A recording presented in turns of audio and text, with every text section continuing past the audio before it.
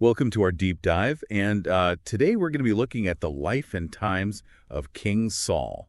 Oh, yeah. Fascinating character. One of the greats. Yeah, and we've been given 1 Samuel chapters 13 through 15 to look at. All right. Yeah, those are And just from reading those chapters, fiction-packed. yeah, there's a lot of drama, a lot of intrigue, A lot of intrigue. and some really thought-provoking stuff. Absolutely. Even though it happened thousands of years ago, Oh, it's timeless. there's still stuff we can learn from this story. It's a masterclass in leadership. Okay. Obedience, Yeah. consequences. All right, so set the scene for us here. We're talking about a king chosen by God himself. What are some of those early warning signs that things might not end so well for Saul? Well, right off the bat, in chapter 13, we're kind of thrown into this really tense situation. Okay. Saul is facing the Philistines, right? And the pressure's on. Yeah. Samuel, the prophet who anointed him king, is supposed to arrive to offer a sacrifice to God before the battle. Okay. But he's delayed. And Saul, he's feeling the pressure cooker intensify, and he makes a decision. Yeah. He offers the sacrifice himself. So hold on. He was the king? Couldn't he do that? I mean, especially in a crisis. Well, that's the thing about leadership, right? Sometimes you have to follow the rules even when you're the one in charge. And Saul, he wasn't a priest. He wasn't authorized to offer sacrifices. Right. And this wasn't just some minor slip-up. This was a direct violation of God's command. Okay. And Samuel, when he arrives, he makes it crystal clear. Yeah. He says, "You have done foolishly. You have not kept the command of the Lord your God." So even with the best intentions, going off script can have some pretty big consequences. Absolutely. Especially when you're in leadership. Especially when you're in leadership. Yeah. And what's so fascinating here is the swiftness of the judgment. Okay. God immediately starts seeking a new king. Bam! Just like that. Wow. This wasn't a gradual decline. This was a turning point. Yeah. What do you think that says about the nature of obedience and leadership in God's eyes? It's a good question, and it really makes you think. Yeah. This wasn't just some minor infraction. This was like a deal breaker Right. for God. And it really highlights just the importance of following through, even when it's tough, Yeah. even when you think you know better. Absolutely. Obedience isn't just about ticking boxes. It's about respect for the bigger picture, Yeah. which you may not always see when you're in the heat of the moment. Now, things get even more interesting in chapter 14 with the story of Jonathan, Saul's son. Yeah. He's this brave warrior, Fearless. but he kind of ends up in a tricky situation. He does. He ends up breaking an oath that his father Saul had made. An oath? What was the oath about? Saul had declared that no one in his army could eat until evening. Oh, wow. And, he probably thought this would motivate them to fight harder. Yeah. I can see that going south pretty quickly. Yeah, but Jonathan was out there on the battlefield, had no idea about this oath. Right. And he comes across some honey Oh. and eats it. I bet Saul wasn't too happy about that. Saul is furious. Yeah. And ready to punish Jonathan severely. That's his son. It is his son, but what's interesting is it's the people, his own army, who stop Saul from killing Jonathan. Wow. They remind him of Jonathan's heroism, of the victory he secured for them. That's a good point. Sometimes the best leaders need to be reminded of the bigger picture Exactly. and about mercy and grace and communication. Communication. This is a great point because how many times have we seen misunderstandings Oh, all the time. lead to conflict Yeah. or even disaster? Yeah. And it's not just in ancient battles. It's in our workplaces, our families, everywhere. Everywhere, yeah. Communication is key. It is. But getting back to Saul, it sounds like this whole incident with Jonathan was a pretty big blow to his leadership. It was. It really showed that he was losing the respect of his people. Yeah. That his judgment was becoming clouded by anger and this need for control. Mm-hmm. It's definitely a sign of things to come, especially as we move into chapter 15 and the story of the Amalekites. Ooh, a cliff See, the ad. cliffhanger. We are on the edge of our seats here. Buckle up. We'll be back soon to dive into the Amalekites and see how this whole saga unfolds. Can't wait. All right, stay tuned. We'll be back. All right, we are back and ready to tackle chapter 15 Oh, yeah. and the whole Amalekite situation. The Amalekites. I'm already sensing this is where things go from bad to worse for Saul. Am I right? Yeah, you're definitely picking up on the tension here. Okay. This chapter marks a pivotal point in Saul's reign, where his disobedience really goes from a simmer to a full-blown boil. Okay. God gives Saul a very specific command regarding the Amalekites. Right. this group that had been a thorn in the side of the Israelites for generations. So what was the command and what's the context here? We're talking about ancient warfare, right? Totally different world. Yeah. We're talking about a world where conflict between nations was often brutal. Right. And this command from God to utterly destroy the Amalekites was part of what was known as holy war in the Old Testament. It was a concept that was deeply rooted in the idea that God was directly involved in the battles of his chosen people. So not just a political conflict, but something with a spiritual dimension, too. Exactly. And this kind of warfare wasn't about personal vendettas or conquest for its own sake. No. It was seen as a divine judgment against wickedness, a way of purging the land of evil and ensuring the survival of God's people. So that's the backdrop. Now, what does Saul actually do with this command? Because something tells me he doesn't exactly follow it to the letter. You are right on the money. Okay. Saul gathers his army and goes after the Amalekites. But instead of destroying everything and everyone as commanded, he spares the Amalekite king Agag. Okay. And keeps the best livestock. What was his justification for that? He says he's going to sacrifice them to God. Hold on. So he's using religion. He's using the idea of sacrifice to try to justify his disobedience. Yeah. That just sounds like classic rationalization to me, like trying to make himself look good while twisting the rules to fit his own agenda. You nailed it. It's a classic case of following the letter of the law, but not the spirit of it. And Samuel the prophet sees right through this charade. Yeah. He confronts Saul with one of the most powerful lines in the whole Bible. To obey is better than sacrifice. Wow. That's a mic drop moment right there. And it's such a powerful message for us today, too. It is. You know, we can get so caught up in the outward appearance of things. Yeah. Rituals, routines. Yeah. But if our hearts aren't in the right place, we're not genuinely trying to align ourselves with what God wants, then what's the point? It's like going through the motions without the substance. Right. And this is where I think Saul's inner turmoil becomes even more evident. Oh, yeah. You know, remember his impatience in chapter 13, offering the sacrifice himself. Right. It's like a pattern is emerging here. It is a pattern. He's starting to make a habit of bending the rules, justifying his actions, putting his own judgment above God's clear instructions. It's like his pride is slowly getting the better of him. Yeah, it's that slippery slope we often see in leaders. Right. That gradual shift from humility and dependence on God to a sense of self-reliance and entitlement.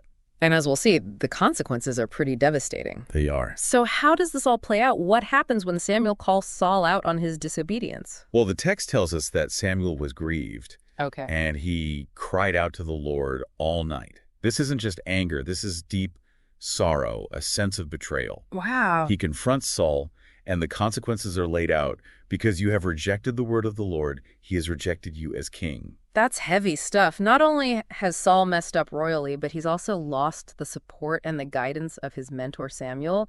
Talk about a complete breakdown of trust. It really is heartbreaking. And, you know, to drive home the point of what true obedience should have looked like, Samuel personally kills King Agag. Oh, wow. It's this stark visual representation of the seriousness of God's command and the weight of Saul's disobedience. And then we get this poignant detail. Samuel came no more to see Saul until the day of his death. Right. Nevertheless, Samuel mourned for Saul. It's a powerful image. Yeah. It's like this final severing of their relationship. It is. A reminder that our choices have consequences that ripple out far beyond ourselves. Absolutely. They affect the people we love, the communities we're a part of, and ultimately our relationship with God. Exactly. And while Saul begs for forgiveness, the damage is done. Yeah. And it's a reminder that sometimes even when we regret our actions, the consequences can't be undone. Right. But there's another layer to this story that we haven't touched on yet. Okay. The concept of God's regret. Yeah, that's a concept that's always intrigued me. I mean, God doesn't make mistakes, right? So how do we understand this idea of divine regret? It's a question that has puzzled theologians for centuries. Yeah. But I think it's important to remember that God's regret is not like human regret. Okay. It's not about making a bad decision or wishing he could rewind the clock. Yeah. It's more about a deep sorrow, a grieving over the brokenness that sin brings into the world and the pain that his children inflict on themselves and others. So it's not that God made a mistake in choosing Saul, Right. but rather that he was deeply saddened by the path. Saul chose a path that led him away from God and ultimately to his own destruction. That's a great way to put it. And there's a profound lesson in that for us, isn't there? Yeah. God loves us deeply. He desires a relationship with us, but he also respects our free will. He doesn't force us to follow him, to obey his commands. It's like he's saying, I'm offering you this incredible gift of relationship, but it's up to you to choose it, to walk in obedience, to experience the fullness of life that I have for you. You got it. And that's where the tension lies, isn't it? Yeah. The tension between our free will and God's desire for our good. Okay, so we've talked about obedience, pride, the consequences of choices, even this complex concept of God's regret. But where do we go from here? What's the takeaway for us? What can we learn from Saul's tragic downfall? That's the million-dollar question, and it's one we'll continue to unpack in our next segment. We'll explore what happens next in this epic saga. And more importantly, what lessons we can glean for our own lives, even thousands of years after Saul walked the earth. All right, stay tuned, folks. We'll be right back with the final chapter of our deep dive into the rise and fall of King Saul. Okay, we're back, and man, I'm still processing everything we've uncovered about Saul. It's a lot. It's heavy stuff. Yeah. A story filled with drama and bad decisions and ultimately tragic. Yeah, it is tragedy. But before we get too lost in the darkness, right. You mentioned something about hope and redemption. Oh, yeah. Where's the light at the end of this tunnel? Well, that's the beautiful thing about the Bible. You know, even in the midst of human failure, there's always a thread of hope woven through the narrative. God didn't abandon his plan for Israel just because Saul faltered. Right. He had someone else in mind. David. The shepherd boy turned king, the man after God's own heart. Right. I'm sensing a pretty stark contrast here. Yeah, the contrast is undeniable. Okay. You know, where Saul was driven by pride and this need for external validation. Yeah. David was characterized by humility and a deep reliance on God. And even when he messed up. Oh, yeah. He had his fair share of stumbles. He did. But David was quick to repent and seek forgiveness. Okay. His heart was always turned towards God. It's interesting because both Saul and David faced incredible challenges, made tough decisions, held immense power. Right. Yet their approaches, their inner compasses were so different. Absolutely. And it really highlights this idea that leadership isn't just about outward actions or accomplishments. Right. It's about the posture of your heart. Saul was so focused on appearances, on proving himself worthy, that he lost sight of the true source of his authority. But David understood that his strength ultimately came from God. So how does this all play out in their leadership styles? Okay. We've seen how Saul's reign unraveled, but what made David so different? Well, David wasn't afraid to seek guidance, Okay. to admit when he was wrong, and to course correct when necessary. Yep. He surrounded himself with wise counsel, and most importantly, he never stopped seeking God's will. Even when it was hard. Even when it was difficult, or it didn't align with his own personal desires. So it wasn't just about being a good guy, but about staying connected to the source of true wisdom and strength. Yes. He was constantly calibrating his actions against a higher standard. That's a great way to put it, and I think that's where we find the most powerful takeaway from this whole deep dive. Okay, what is it? It's not about being perfect or never making mistakes. Okay. It's about having a heart that's humble enough to acknowledge our need for God, to seek his guidance, and to trust his plan even when we don't fully understand it. Okay, so how do we apply this to our own lives? We're not ancient kings facing down armies, making life or death decisions. Right. Where do we find these Saul versus David moments in our everyday existence? I think they're everywhere. Okay. Once you start looking. Yeah. Think about those times when you're tempted to cut corners to justify a questionable decision, or to prioritize your own ego over doing what you know is right. Those are the moments where Saul's shadow can really loom large. Or those times when we're so focused on impressing others, on curating the perfect image, that we forget about what truly matters. Absolutely. It's so easy to get caught up in that external validation game, to lose sight of the fact that true fulfillment comes from aligning ourselves with God's purpose for our lives. Not from racking up likes or achievements or whatever. Exactly. Okay, so if we're trying to avoid becoming Saul 2.0, where do we even begin? Right. What are some practical steps we can take to cultivate that David-like heart of humility and obedience? Well, I think it starts with being honest with ourselves about our motivations. Okay. Why are we doing what we're doing? Yeah. Are we seeking to honor God, or are we more concerned with our own ego, our own reputation, our own comfort? It's a tough question. It is. But it's a necessary one. Absolutely. And once we've kind of done that internal inventory, Yeah, what's next? it's about making a conscious effort to prioritize God's will in our daily decisions. Yep. And this means spending time in prayer. Oh, yeah. Seeking his guidance, being willing to surrender our own plans when they conflict with his.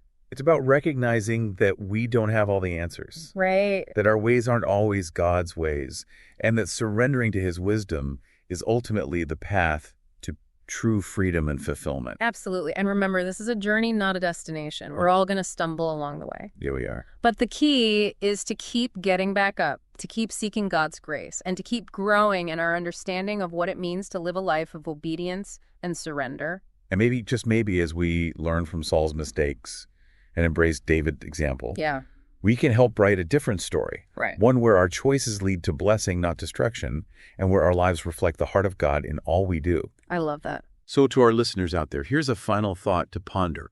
Where in your life might you be tempted to prioritize good intentions over clear instructions? What can we learn from both Saul's downfall and David's example to help us navigate those tricky waters and make choices that lead to life, not regret? Thanks for joining us on this deep dive. Until next time, keep seeking, keep questioning, and keep diving deep to God.